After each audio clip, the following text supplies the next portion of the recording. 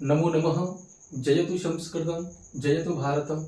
साथियों, आप सभी को दीपावली के पर्व की हार्दिक हार्दिक शुभकामनाएं। माता रानी श्री लक्ष्मी जी का आपके परिवार पर और आप पर सदैव आशीर्वाद बना रहे, ऐसी मेरी मति आपके प्रति। प्रिय मित्रों, जैसा कि हम पूर्व में कर्म कारक के संदर्भ में हम पढ़ रहे हैं और साथियों हमने देखा था कि वहां पर 4 सूत्रों का विधान हम कर चुके हैं। कर्तुरीप्सित तमम कर्म, इसलिए कारक की परिभाषा बताई। तो यह कर्म संज्ञा विधायक सूत्र हो गया, कर्तुरीप्सित तमम कर्म। उसके बाद कर्मणि द्वितीया, इस सूत्र ने द्वितीय विभक्ति का विधान किया। उपान्वध्यांग वसः, इस सूत्र ने कहा कि उप अनु अधे आ ये उपसर्ग हो वस धातु से पूर्व तो आधार की कर्म संज्ञा होगी, अर्थात आधार में द्वितीय विभक्ति का प्रयोग किया जाएगा। उसके बाद में हमने देखा था अधिसिंगनिष्ठान साम कर्म, इस सूत्र के द्वारा अधि उपसर्ग पूर्वक सी स्था आस ये 3 धातु हो तो आधार की कर्म संज्ञा होगी। इसी क्रम में हमने कुछ उदाहरणों के द्वारा भी अभ्यास किया था और किस प्रकार प्रतियोगी परीक्षाओं में प्रश्न पूछे जा सकते हैं इन 4 सूत्रों से, उसके संदर्भ में भी हमने देखा था। साथियों, मैं बताऊं आपको कि 2018 और 2016 में जो वरिष्ठ अध्यापक परीक्षा का जो पेपर आया था, उस पेपर में कम से कम हमारे 10 प्रश्न ऐसे थे जो वृत्तियों से संबंधित थे। अर्थात जो सूत्रों की जो वृत्तियां होती हैं, वस्तुतः मैं आपको वृत्तियां लिखा भी रहा हूं, तो आप वृत्तियों को थोड़ा सा ध्यान रखें क्योंकि वृत्तियों से संबंधित सूत्र भी पूछे जा सकते हैं। इसीलिए मित्रों, चलो आइए हम आगे चलते हैं संस्कृत मंच क्लासेस इस कक्षा में। देखिए साथियों, सूत्र नंबर 5 हम यहाँ पर पढ़ेंगे, वही हमारा होगा कर्म कारक। कर्म कारक के संदर्भ में देखिए आप कि हमारा कारक चल रहा था कर्म कारकम, ऐसा चल रहा था और ये द्वितीय विभक्ति हमारी चल रही है। इसके अंतर्गत सूत्र नंबर 5 को हम देखते हैं। देखिए सूत्र नंबर 5 क्या कहता है। सूत्र नंबर 5 कह रहा है अकथितम च। ये सूत्र है हमारा अकथितम च, ये वाला सूत्र है। इसकी वृत्ति के संदर्भ में देखें तो देखिए क्या कह रहा है। अपादानादि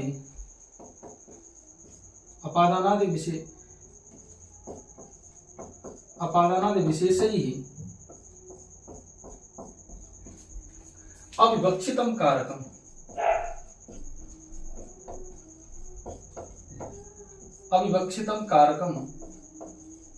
कर्म संज्ञम स्यात्, ऐसा इसने कहा,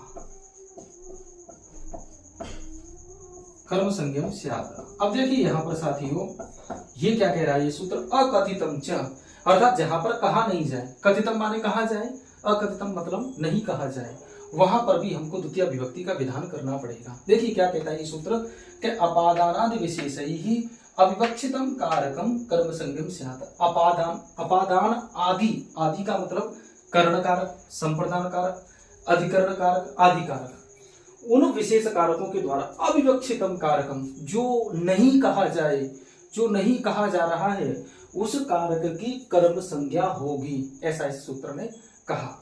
कि जहां पर अपादान आदि कारकों के जो चिन्ह हैं, जैसे से पृथक होने के संदर्भ में, द्वारा से द्वारा ये कर्ण कारक के संदर्भ में, के लिए संप्रदान के संदर्भ में और काकी के संबंध कारक के संदर्भ में, वहां पर चिन्हों का मतलब उस सेंटेंस का, उस वाक्य का अर्थ तो वह आ रहा है, परंतु वहां पर किन्हीं ही धातुओं के चलते वहां पर हमको द्वितीय विभक्ति का विधान करना पड़ रहा है। देखिए कैसे, मैं समझाता हूं आपको कि जैसे यहाँ पर एक उदाहरण लेता हूं मैं, जैसे रमा गाय से दूध दुहती है, रमा गाय से दूध दुहती है। ये सूत्र बहुत इंपॉर्टेंट है साथियों, इसलिए ध्यान से समझना है सूत्र को कि रमा गाय से दूध दुहती है। अब इस कारक इस वाक्य में हम देखते हैं कि अब देखिए यहाँ पर 2 कर्म हमको छाड़ने पड़ेंगे। पहला हमारा कर्म होगा अकथित कर्म, अकथित, या तो आप अप्रधान कर्म कह लीजिए, सॉरी अकथित कर्म ऐसा, और एक कर्म होगा हमारा इप्सिततम कर्म, इप्सिततम कर्म। अब यहाँ पर 2 कर्मों से संबंधित प्रश्न पूछे जाते हैं साथियों कि अकथित कर्म कौन सा है और अकथितम इप्सिततम कर्म कौन सा है। कि इप्सिततमम कर्म, क्योंकि इप्सिततमम कर्म में तो द्वितीय व्यक्ति होती ही है, वहां का तो विधान है ही नहीं, क्योंकि कर्तृप्सिततमम इस सूत्र से, इस सूत्र ने तो बता दिया कि भैया इसमें तो द्वितीय व्यक्ति का प्रयोग किया जाएगा, पर अकथित कर्म कौन सा होगा, उस अकथित कर्म को बताने के लिए इस सूत्र का निर्माण किया गया, अकथितम च। देखिए क्या कह रहे हैं कि रमा गाय से दूध दुहती है, यहाँ पर कर्ता है हमारा रमा, ये हमारा कर्ता हो गया। अब रमा जो दुह रही है तो उसकी प्रिय वस्तु क्या है, यहाँ पर है दूध, तो ये हमारा हो गया कर्म। देखिए यहाँ पर साथियों कर्ता ये हो गया, कर्म ये हो गया, और ये हो गई हमारी क्रिया। अब देखिए यहाँ पर कि गाय से दूध को दुहती है, गाय से दूध को दुह रही है, तो गाय से जो दूध है वो अलग हो रहा है, तो वस्तुतः यहाँ पर पंचमी व्यक्ति का प्रयोग करना चाहिए था, क्योंकि गाय से दूध क्या हो रहा है, अलग हो रहा है, पृथक हो रहा है, तो ध्रुवम पाय अपादानम, अर्थात जहां पर पृथकता का भाव होगा वहां पर हमको पंचमी व्यक्ति अर्थात अपादान कारक का प्रयोग करना पड़ेगा। परंतु यहाँ पर एक धातु है हमारी, वो धातु है दुह, दुह माने दुहना, इस धातु के चलते यहाँ पर भी द्वितीय विभक्ति का प्रयोग किया जाएगा। तो इसी संदर्भ में ये बात कही गई है कि अपादानादि विशेष ही, अपादान आदि कारकों के द्वारा अविवक्षितम जो नहीं कहा जा रहा है उस कारक की भी कर्म संज्ञा होगी। तो यहाँ पर जो गाय जो दूध है वो गाय से अलग हो रहा है, तो यहाँ पर वस्तुतः पंचमी व्यक्ति का प्रयोग करना चाहिए था, परंतु यहाँ पर 16 ऐसी धातु बताई गई है जो द्विकर्मक धातु होती है, उनके संदर्भ में हमको द्वितीय व्यक्ति का प्रयोग करना पड़ता है। तो देखिए हम देखते हैं यहाँ पर द्वितीय व्यक्ति के संदर्भ में कौन सी 16 धातु है जो यहाँ पर कही गई है। देखिए थोड़ा सा अपन विचार करते हैं इस संदर्भ में, तो देखिए मैं इसको थोड़ा सा हटा देता हूँ। अकथितम च अपादानादि विशेषैहि अविवक्षितम कारकम कर्म संज्ञम स्यात्। देखिए यहाँ पर 16 धातु हैं जो हमारी द्विकर्मक धातु हैं, 16 धातु जो द्विकर्मक मानी गई हैं। जैसे दुह, दुह का रूप बनता है दोग्धी, ऐसा रूप बनेगा दोग्धी, इसका मतलब होता है दुहना, दुहना ऐसा, ठीक है। अब दुह याच पच दंड रुध प्रच ची सास जी ब्रू मथ मुश नी हिरी कृष वह आदि 16 धातुएं होती हैं। ये 16 धातु हमारी द्विकर्मक होती हैं, अर्थात ये दो कर्मों को साथ में लेकर के आती हैं। तो वहां पर इन धातुओं के योग में हमको द्वितीय व्यक्ति का प्रयोग करना पड़ेगा। एक उदाहरण के संदर्भ से हम देखते हैं, जैसे रमा गाम दुग्धम दोग्धी, ये वाला उदाहरण हुआ हमारा। अब देखिए यहाँ पर ये हमारा सब्जेक्ट हो गया, अर्थात हमारा कर्ता हो गया, और ये हमारी हो गई क्या, क्रिया। अब देखिए यहाँ पर रमा दूध दुह रही है, तो ये हमारा कर्म हो गया।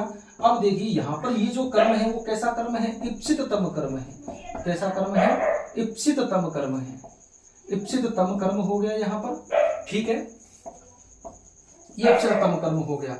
अब यहाँ पर जो द्वितीय व्यक्ति का जो प्रयोग किया गया है वो इस सूत्र के द्वारा किया गया है, तो ये वाला जो हमारा कर्म होगा वो कैसा कर्म होगा, अकथित कर्म होगा, अर्थात दुह याच पच दंड रुद प्रच चिसास जी ब्रू मथ मुश नी हिरी कृष वह, ये जो 16 धातुएं हैं इन धातुओं के योग में द्वितीय विभक्ति का प्रयोग किया जाता है। पहली बात तो ये किस सूत्र के द्वारा किया जाता है, तो अकथितम च इस सूत्र के द्वारा किया जाता है। अब यहाँ पर जो रमा की जो प्रिय वस्तु है, रवा अपनी दुहने वाली इस क्रिया के द्वारा सर्वाधिक अभिष्ट वस्तु है उसकी दुग्ध, इस दूध तो ये हमारा इप्सिततम कर्म हो गया क्योंकि प्रिय है इसलिए।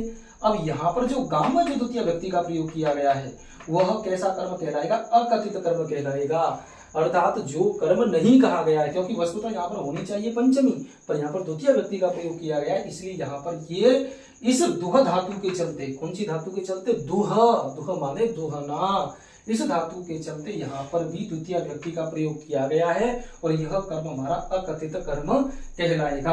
अब इसी संदर्भ में एक और धातु अपन देख लेते हैं। देखिए एक धातु है जैसे याच, याच माने होता है मांगना और रूप बनता है याचते, ऐसा रूप बनता है। देखिए याचते रूप बना और इसका अर्थ होता है मांगना, जैसे बलिम वसुधाम याचते, बलिम वसुधाम, जैसे यहाँ पर एक उदाहरण में लिख देता हूं, वामन बलिम वसुधाम याचते। देखिए देखिए यहाँ पर कि वामन अवतार जो है वह बलि से वसुधा को मांग रहे हैं। वसुधा को माने पृथ्वी को मांगते हैं।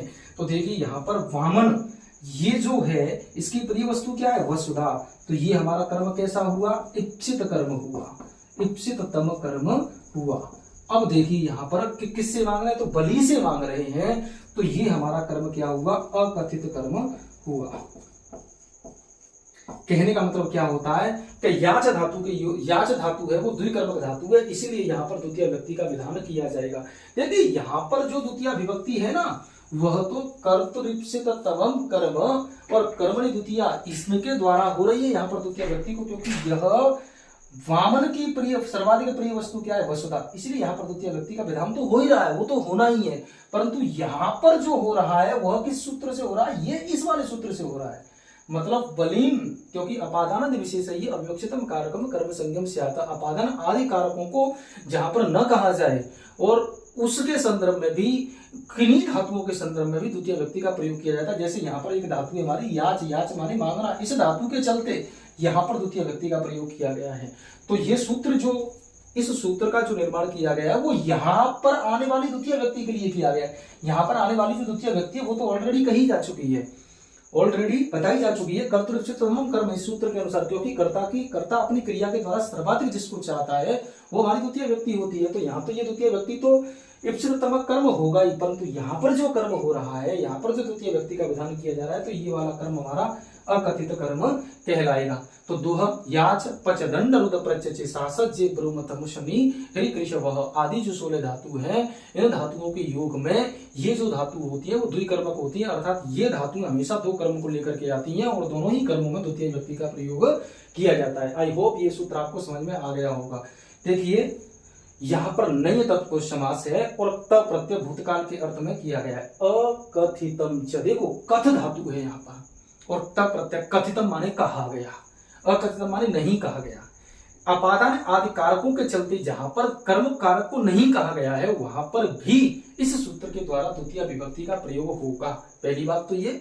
दूसरी बात ये कि जो 16 जो हमारी धातु हैं, 16 धातु जो हमारी बताई गई हैं, दोह याच पच आदि जो धातु हमारी बताई गई है, ये हमारी द्विकर्मक धातु होती है और द्विकर्मक धातुओं के चलते यहाँ पर भी द्वितीय विभक्ति का विधान किया जाता है। चलिए आगे वाले सूत्र पर चलते हैं। एक हमारी वार्तिक आती है यहीं पर, देखिए समझते हैं उसको भी। देखिए यहाँ पर एक वार्तिक है और वो है अभितः परितः समया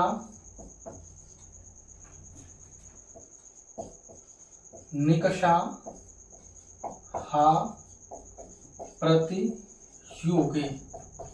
देखिए ये जो वार्तिक है कात्यायन वार्तिककार, अभितः परितः समया निकषा हा प्रति योगे। अभितः योगे, अभितः के योग में द्वितीय विभक्ति का प्रयोग किया जाता है। परितः योगे, परितः के योग में भी द्वितीय विभक्ति का प्रयोग किया जाता है। समया के योग में द्वितीय विभक्ति का प्रयोग किया जाता है। निकषा के योग में द्वितीय विभक्ति का प्रयोग किया जाता है। हा के योग में भी द्वितीय विभक्ति का प्रयोग किया जाता है। प्रति के योग में भी द्वितीय विभक्ति का प्रयोग किया जाता है। तो देखिए यहाँ पर हम देखते हैं, जैसे पहला हमारा शब्द है अभितः। अभितः का मतलब होता है दोनों ओर। यहाँ पर देखिए दोनों ओर, ठीक है। फिर आया हमारा परितः। परितः का मतलब होता है चारों ओर, चारों ओर। फिर आया हमारा समया। समया का मतलब होता है समीप में या पास में, समीप में या पास में, समीप में या पास में। निकषा, निकषा का मतलब भी क्या होता है? समीप में या पास में। यही का यही हो जाएगा। यहाँ पर मैं लिख देता हूँ समीप में, ऐसा, ठीक है। उसके बाद हा। हा का मतलब होता है दुख। हा का मतलब करते हैं दुख, दुख प्रकट करने के लिए हा का प्रयोग किया जाता है। और एक शब्द है हमारा प्रति। प्रति का मतलब होता है की ओर। अब देखिए इनके योग में द्वितीय विभक्ति का विधान किया जाता है। अभितः परितः समया निकषा हा प्रति योगे।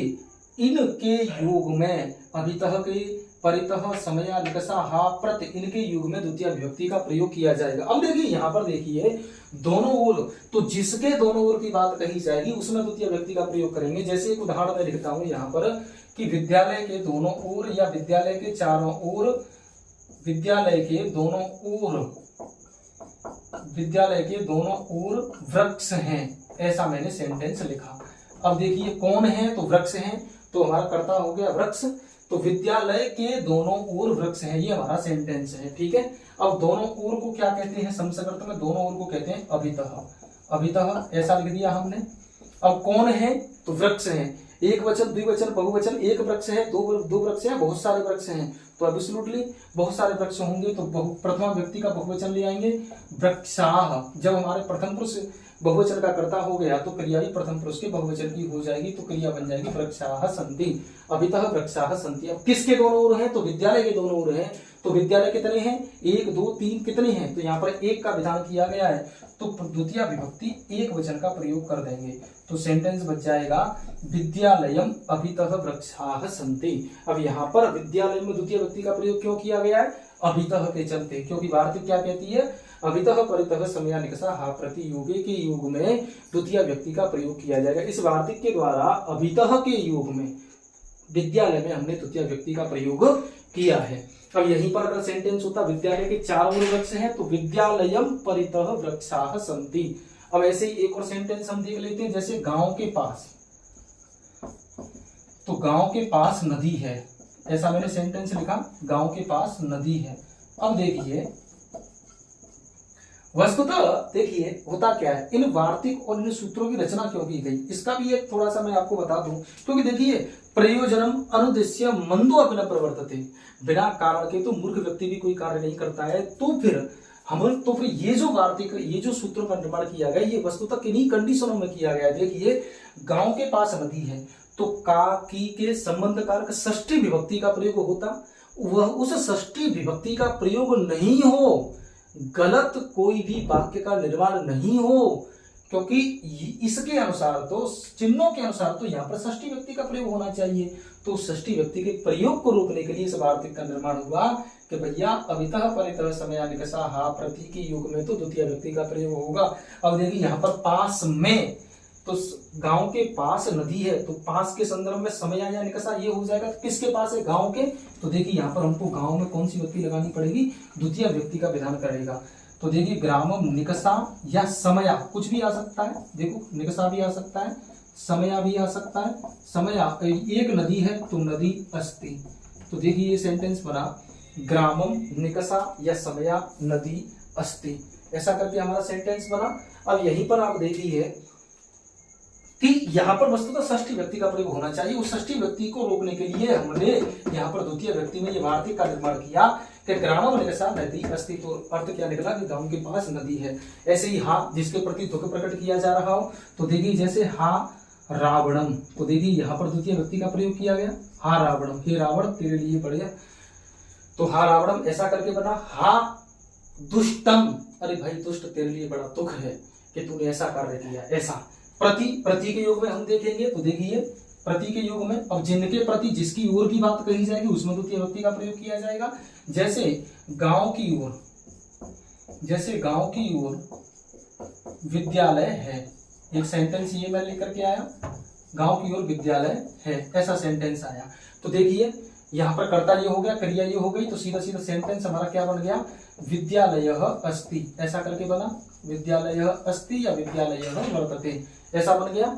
अब की ओर को संस्कृत में क्या बोलेंगे, तो प्रति बोल देंगे, तो देखिए ये हमारा प्रति हो गया, ठीक है। अब किसकी ओर है, तो गांव की ओर है, एक गांव की ओर है, दो गांव की ओर है, तीन गांव की ओर है, कितने गांव की ओर है, तो ये सेंटेंस के द्वारा तो एक गांव की ओर है, तो द्वितीय व्यक्ति एक वचन का प्रयोग कर देंगे, सेंटेंस बनेगा ग्रामम प्रति विद्यालयः अस्ति। देखिए मित्रों ये जो वार्तिक है ये बहुत ज्यादा इंपॉर्टेंट है, इनमें से प्रश्न पूछे जा सकते हैं, इसीलिए यहाँ पर जो द्वितीय व्यक्ति का विधान किया गया है वो प्रति इस अव्यय के कारण किया गया है, और इसका जो प्रयोग किया है वो इस वार्तिक के अनुसार किया गया है। आई होप आपको ये वार्तिक समझ में आई होगी, क्योंकि ये बहुत ज्यादा इंपॉर्टेंट है, और ये बहुत ज्यादा इंपॉर्टेंट होने के साथ साथ ये बहुत ज्यादा सरल भी है।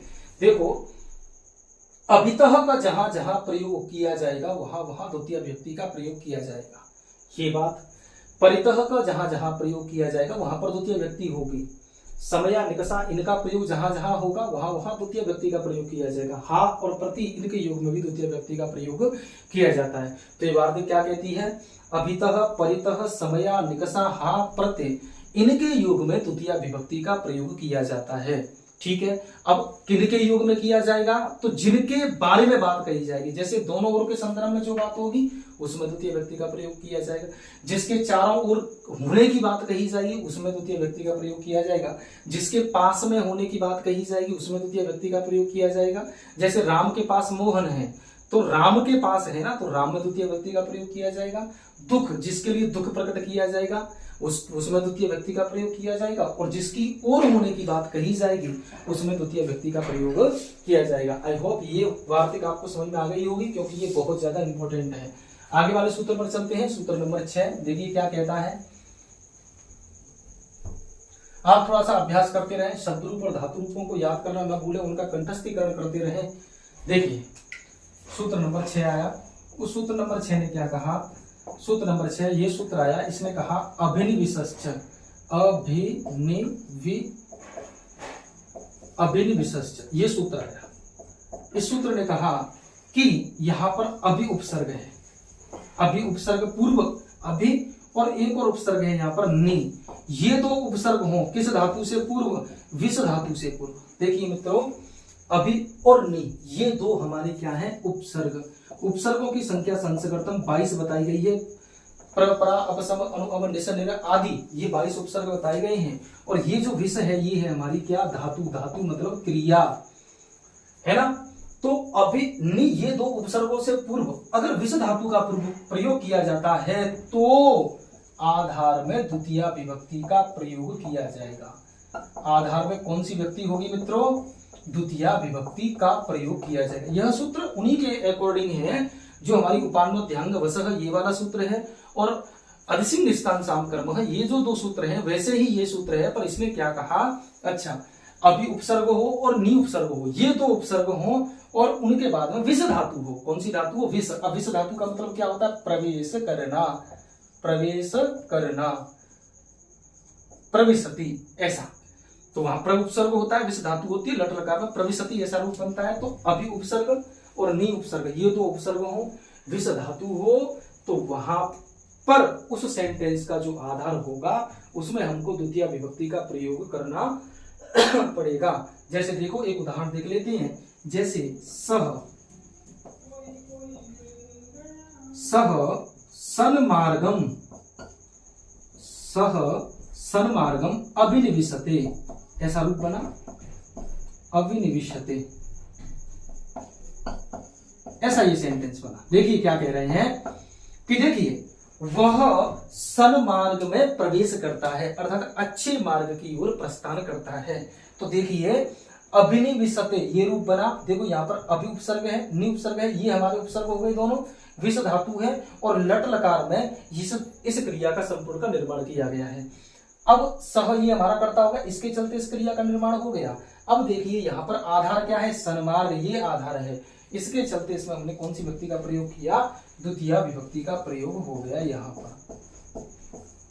तो अभि और नि दो उपसर्ग हो विष धातु से पूर्व तो आधार में द्वितीय विभक्ति का प्रयोग किया जाएगा। बहुत सिंपल सूत्र है ये, क्योंकि देखो यहां पर ही बता रहा है अभिनिविशश्च, और किस में द्वितीय विभक्ति का प्रयोग किया जाएगा, तो अभि और नि उपसर्ग पूर्वक, अभि नि द्वय उपसर्ग पूर्वक विष धातु हो, विष धातु के चलते अभिनिविशते इस रूप के चलते आधारे कर्म संज्ञा भवति, आधारस्य कर्म संज्ञा भवति, आधारे द्वितीय विभक्तेः प्रयोगः भवति, आधार में द्वितीय विभक्ति का प्रयोग किया जाता है। तो यहाँ पर जो सन्मार्ग जो आधार है इसमें द्वितीय विभक्ति का प्रयोग किया गया है।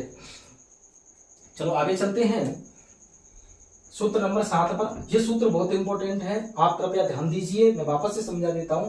विष धातु से पूर्व अभि और नि ये दो उपसर्ग हों तो आधार में द्वितीय विभक्ति का प्रयोग किया जाएगा। जैसे देखिए ये हमारा क्रिया रूप है, ये हमारा कर्ता, ये इसका आधार है, इसमें हमने द्वितीय विभक्ति का प्रयोग कर दिया। देखिए अभिनिविश सन्मार्गम ऐसा रूप बना। आगे चलते हैं।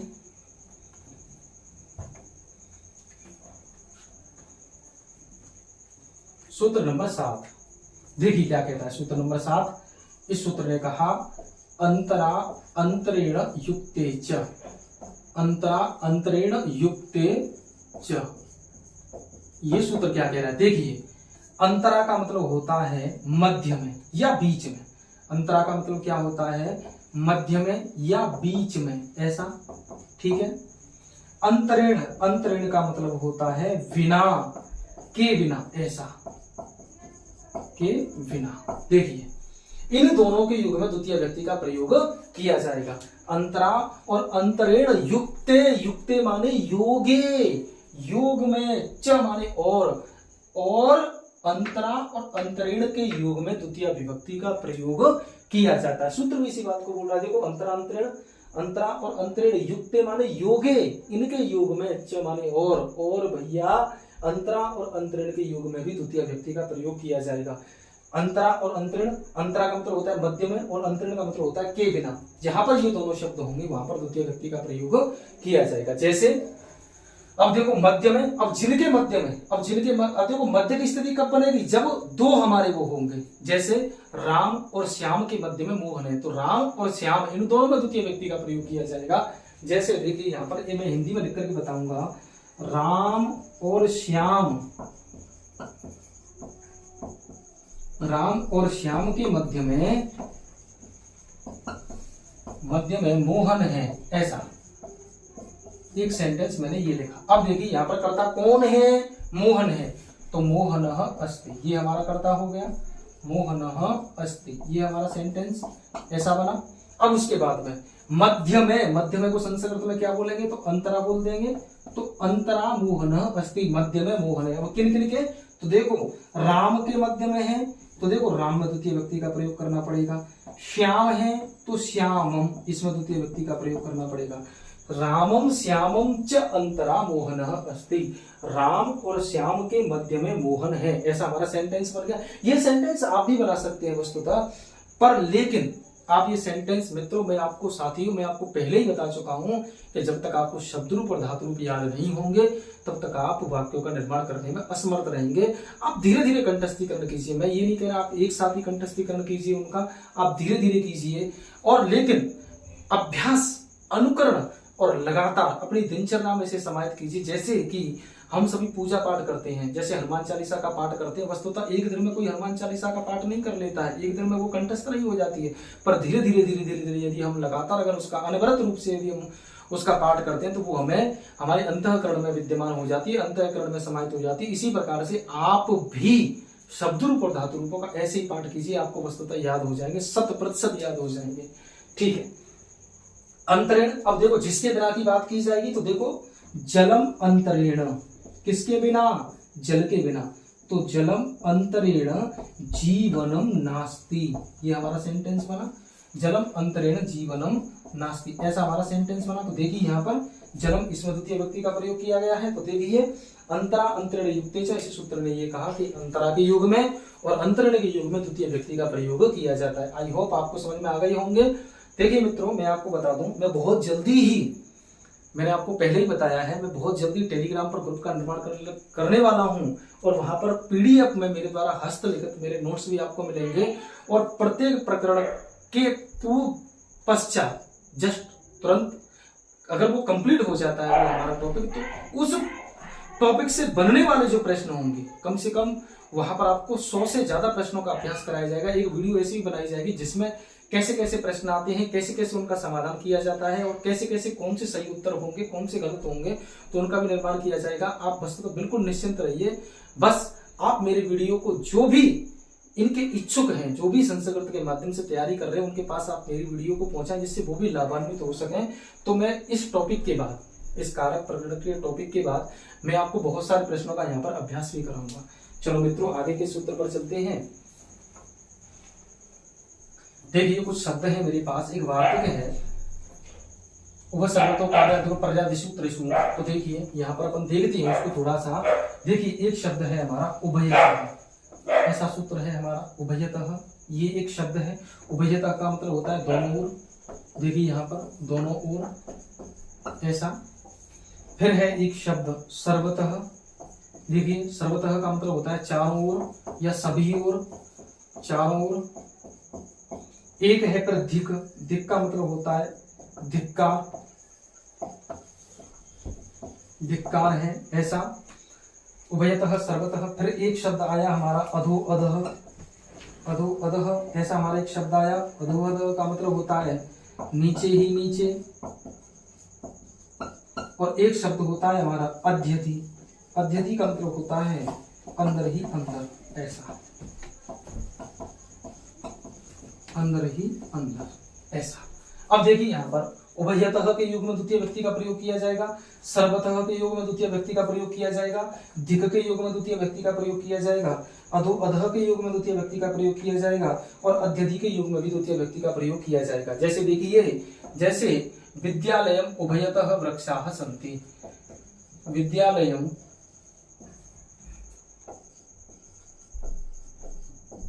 उभयतः वृक्षाः सन्ति। देखो ये सेंटेंस हो गया। यहाँ पर देखो द्वितीय व्यक्ति का ये प्रयोग किया गया किसके चलते, उभयतः के चलते। यहाँ पर तो उभयतः के युग में द्वितीय व्यक्ति का प्रयोग किया जाता है। ऐसे ही विद्यालयम सर्वतः वृक्षाः सन्ति आदि आदि ये भी हो जाएगा। तो यहाँ पर भी अपन द्वितीय व्यक्ति का प्रयोग करेंगे। धिक, तो देखो जैसे धिक, जैसे यहाँ पर मैं लिख देता हूँ धिक दुष्टान, कि भैया दुष्टों को धिक्कार। यहाँ पर द्वितीय व्यक्ति बहुवचन का प्रयोग किया गया। धिक रावणम, धिक दुर्जनम, धिक दुष्टम आदि आदि द्वितीय व्यक्ति का प्रयोग किया जाएगा। अधो अधः, जैसे जैसे भूमि अधो अधः जलम अस्ति, कि भूमि के नीचे ही नीचे कौन है, जल है। तो यहाँ पर भूमि में द्वितीय व्यक्ति का प्रयोग किया गया। संसारम अध्यधि ईश्वरः अस्ति, संसार के प्रत्येक कण कण में ईश्वर का अस्तित्व विराजमान है। तो यहाँ पर उभयतः के युग में, सर्वतः के युग में, धिक के युग में, अधो अधः के युग में, अध्यधि के युग में द्वितीय व्यक्ति का प्रयोग किया जाएगा, जैसे कि हमने यहाँ पर समझा। एक और सूत्र है उसको और अपन समझ लेते हैं। देखिए यहाँ पर सूत्र नंबर 8, देखिए सूत्र नंबर 8, ये बहुत इंपॉर्टेंट सूत्र है। काला धनुर अत्यंत संयोगी,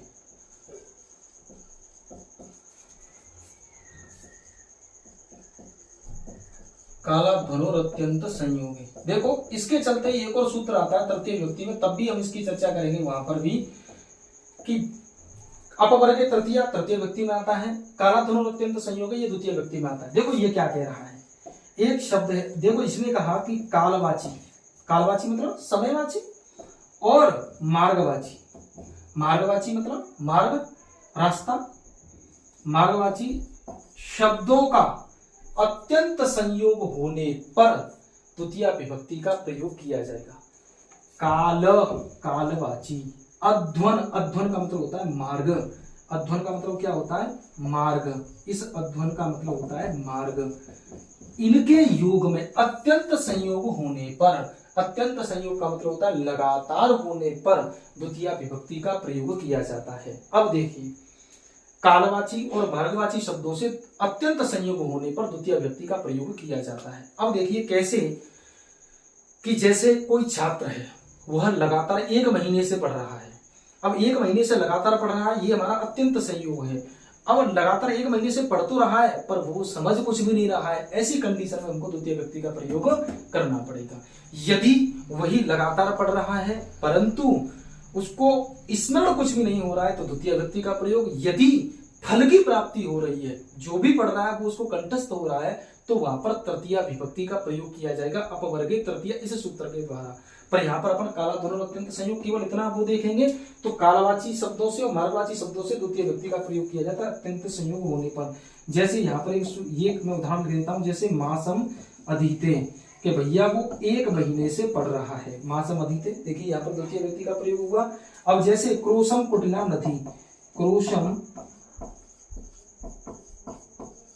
कुटिला नदी, के 1 कोस तक ये नदी कैसी है, टेढ़ी मेढ़ी है। तो देखो जहां पर कालवाची और मार्गवाची का अत्यंत संयोग हो वहां पर द्वितीय व्यक्ति का विधान किया जाएगा, काला धनुर अत्यंत संयोग है, इस सूत्र से। लेकिन द्वितीय व्यक्ति का तो प्रयोग किया जाएगा परंतु वहां पर फल की प्राप्ति नहीं होगी। अगर फल की प्राप्ति होती है तो तृतीया विभक्ति का प्रयोग किया जाएगा। यदि फल की प्राप्ति नहीं होती है तो वहां पर, अगर फल की प्राप्ति होती है तो तृतीया विभक्ति, यदि फल की प्राप्ति नहीं होती है तो द्वितीया विभक्ति। जैसे ये 1 महीने से लगातार पढ़ रहा है पर समझ में कुछ भी नहीं आ रहा है इसके। जैसे मासम गुड़ धाना, 1 महीने तक जिसने गुड़ और धान, अर्थात जिसको गांव में गुड़धानी बोलते हैं, गुड़धानी जिसको बोलते हैं, कि 1 महीने तक उसने लगातार गुड़धानी खाई, ऐसा। तो मासम गुड़ धाना अत्यंत संयोग हो कारवाची और मार्गवाची शब्दों से, तो वहां पर द्वितीय व्यक्ति का प्रयोग किया जाएगा। आई होप आपको समझ में आया होगा मित्रों। हमारे पाठ्यक्रम के अनुसार ये हमारे 8 सूत्र और 1-2 वार्तिक हैं, उनको हमने यहाँ पर पूर्ण किया है। अन्य और भी सूत्र हैं, समय आने पर उनको भी बताएंगे। और क्योंकि मैं आपको बता चुका हूँ कि प्रत्येक प्रकरण के बाद मैं रहा सहा जो कुछ भी अवशेष बचता है मुझसे, तो मैं उसको वहां पर भी बताऊंगा। और एक वीडियो में ऐसे ही बनाऊंगा जिसमें बहुत सारे प्रश्नों का हम अभ्यास करेंगे, बहुत सारे प्रश्नों को देखेंगे, क्योंकि मैं भी इस पर काम कर रहा हूँ। आई होप आपको कर्म कार्य पूरा समझ में आ गया होगा। मित्रों, मैं आपसे एक आग्रह, एक निवेदन भी कर रहा हूँ कि जो भी छात्र संस्कृत के माध्यम से प्रतियोगी परीक्षाओं की तैयारी कर रहे हैं, आप उन तक मेरी वीडियो को शेयर करें, उन तक पहुंचाएं, जिससे वे परीक्षार्थी भी अपने इस संस्कृत विषय की व्याकरण से लाभान्वित हो सकें। मित्रों, साथियों, मैं आपको बताऊं, मैंने इस चैनल का निर्माण केवल मनोरंजन के लिए नहीं किया है। मित्रों, हमारे बहुत सारे साथी ऐसे हैं कि जो बेचारे आर्थिक कमजोरी के कारण या पारिवारिक स्थिति के कारण या सामाजिक स्थिति के कारण बेचारे कोचिंग संस्थानों में, बहुत दूरगामी नगरों में जाकर के वो कोचिंग करने में असमर्थ हैं। मैं ये नहीं कहता कि कोचिंग ही सब कुछ होती है। तो मित्रों, मैंने उन परीक्षार्थियों के हितार्थ, उन परीक्षार्थियों के सहयोग के लिए मैं थोड़ा सा बस प्रयास कर रहा हूँ। आप भी थोड़ा सा प्रयास कीजिए, उन तक मेरी वीडियो को पहुंचाइए, लाइक कीजिए। अगर आपको कोई भी विषय वस्तु पाठ्यक्रम से संबंधित अगर कहीं पर कोई भी समस्या है तो आप मुझे संपर्क भी कर सकते हैं। आप कमेंट बॉक्स में मुझे बता भी सकते हैं, वहां पर मैं उसका पूर्णतः निस्तारण करूंगा। इन्हीं के साथ जयतु संस्कृतम, जयतु भारतम, जय मां भारती। मैं संतोष कुमार, प्राध्यापक संस्कृत।